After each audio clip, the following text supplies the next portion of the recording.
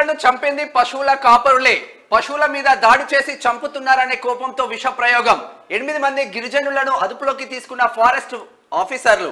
వీరిలో 2 మైనర్లు. దారిగాం అడవిలో సీన్ రీకన్స్ట్రక్షన్. నిందితులను విడిచిపెట్టాలని ఫారెస్ట్ ఆఫీస్ ను ముట్టడించిన 3 గ్రామాల ప్రజలు. 2 మైనర్లను విడిచిపెట్టిన అధికారులు. ఇగో ఈ పులి మాత్రం కనిపిస్తలేవా అంటే ఈ 2 పులులు చచ్చిపోయినాయి. పులులను కూడా గుర్తుపడుతురు కానీ మనుషులు గుర్తుపడతారు. సరే, ఓకే, గుర్తుపట్టడం సంతోషం.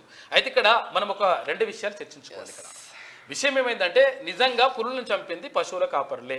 వాళ్ళ పైన కేసులు పెట్టాలి, లోపల తీసుకువేయాలని చెప్తే 2 మైనర్లు ఉన్నారు, తర్వాత ఒక ఆయన ఉంటాడు, పెద్ద ఆయన ఉన్నాడట, తీసుకుపోయి లోపల వేసిండ్రు.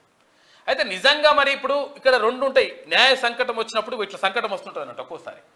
నిజంగా ఇక్కడ ఎవరైతే గ్రామాల్లో నివసిస్తున్నటువంటి ఆ బిడ్డలు ఉన్నారో వాళ్ళను తాము రక్షించుకోవడం కూడా ఒక అవసరము.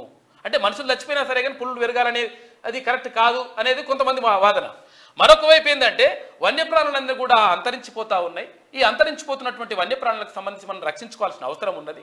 దీనికోసం చెప్పేసి వేరే దేశాల నుంచి కూడా వన్యప్రాణుల్ని, చిరుత పులుల్ని అవన్నీ కూడా తెచ్చి మనం సాదుకుంటున్నాం, మంచిగా ఉన్నది. అయితే ఇక్కడ పులులను ఉంచాలన్నా అంటే నిజంగా ఇప్పుడు ఏమవుతుందంటే అసలు యాక్చువల్లీ ఇక్కడ జరిగింది ఏంటంటే అక్కడ పులులు వచ్చేసి పశువుల కాపరు ఎవరైతే ఉంటారో వాళ్ళపైన దాడులు చేస్తూ ఉన్నాయి.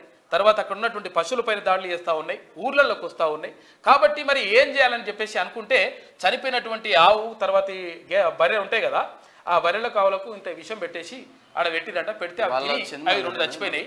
అయితే దీని మీద కేసు పెడతా ఉన్నారు. సరే, అది న్యాయపరంగా కొన్ని రకాలుగా ఉంటుంది, నైతికంగా ఆలోచిస్తే ఒక రకంగా ఉంటుంది. మరి దానిపైన ఏం నిర్ణయం తీసుకుంటారో చూడాలి. కానీ పులులను కాపాడుకోవాలి, కానీ మనుషులను కూడా కాపాడాల్సిన అవసరం మాత్రం 100% ఉన్నది.